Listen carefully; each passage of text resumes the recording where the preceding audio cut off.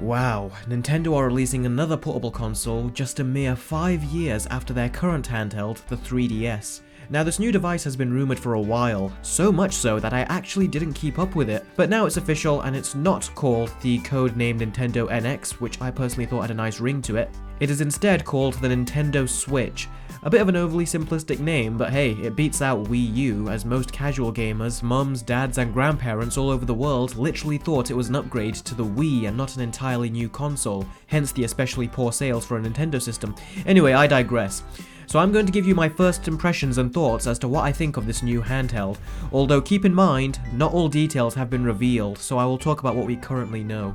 So immediately my first thoughts was that this looks like many of the 7-inch Android tablets that have physically integrated controls attached to them. And although that's not necessarily a bad thing, I think the design does look overly simplistic, and it's obvious that Nintendo spent next to no time coming up with the design of this thing. I truly believe they said to their design team to make a device that closely resembles a 7-inch tablet with detachable controls, and this is the first thing they came out with. That being said, I think the genius strategy does lie in the lack of originality. Depending on what the price of this thing is, I think it will beat out all tablet/console hybrids on the market, as the average consumer will feel far more confident getting a big tablet-styled gaming device from a company such as Nintendo rather than an unknown manufacturer. So to me at least, it looks like Nintendo are trying to take back a big part of their market share that have moved over to mobile gaming. And with games such as Mario and Skyrim available for the system, that will be an extra incentive for players to jump back on the bandwagon as well as new players. Now, as the name suggests, the switching function. This allows you to slide the controllers into the device to control the games, much like an abnormally large PS Vita, and you can even detach the controllers from the system and use them as a wireless controller, and to me, this is so awesome. If you take a second to think about it, this is a true lazy man's way of playing with your arms resting on either side of the sofa and controlling the game. Now my only big concern with this is the cost if you end up losing one or even both of them. I seriously doubt they will be cheap to replace. The console also comes with a big charging base for you to charge the device. How long does the battery last? I don't know. But that is a concern, as it's good but not great on the Wii U's controller, which in many ways is very similar to this. I'm going to make an early, wild guess and say that the battery life will be about 4 hours. Leave your guesses in the comments below. One thing I also love about the dock is that it connects to your TV, and once you place the handheld into it, it converts it into a conventional console. And that is so awesome. This is something I have always wanted to see in a console, and it helps that the graphics of the games are meant to be that of a console quality, and to have the ability to take the console with you is really innovative. Now it's also worth noting that if you don't want to use the new smaller gamepad, then you can use the Pro Controller for a more traditional gaming experience, so Nintendo have got you covered. Now one thing in regards to the hardware I didn't like was the kickstand. Don't get me wrong, I love the idea, but it looks like cheap brittle plastic that I have seen on much older budget tablets, and I don't think it will stand the test of time.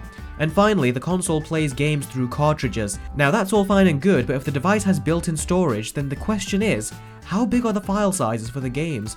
All stuff we will be told in time, I guess. So that's about it for the hardware, although I do find it funny that Nintendo through history have always been the company with the smallest screens on a portable console when compared to the competition, but now they have the biggest, and honestly I don't see them getting any bigger than this, so you could say that they have set the landmark right here. Next up is the games. Now the only games for the system that have been confirmed are in the trailer, such as a 3D platforming Mario game, as well as Mario Kart, Skyrim, Zelda, NBA 2K, and many more that will be announced in the near future. So that really is about it. The console will release in March of 2017, so we don't have that long to wait. What are my final thoughts? Well, it does seem like Nintendo just wrote down a conglomerate of features they saw from other devices, even down to the detachable controllers. A little independent handheld called the Open Pandora had an accessory for smartphones which was basically a detachable controller, and this device basically uses a more refined version of that. The games have the potential to be interesting, especially with the new information that surfaced just recently saying that the Switch will support the new Unreal 4 graphics engine, which will make the games look a lot more modern and up to date. So there is a lot of potential for this device, and I can see it becoming a big success for Nintendo, so long as they support it and release a ton of good games for it, especially from third parties, as that is where my interests really peak. Imagine having a Batman Arkham game on a handheld. That would probably convince me to buy one. Probably. Now the big question, will I be getting one?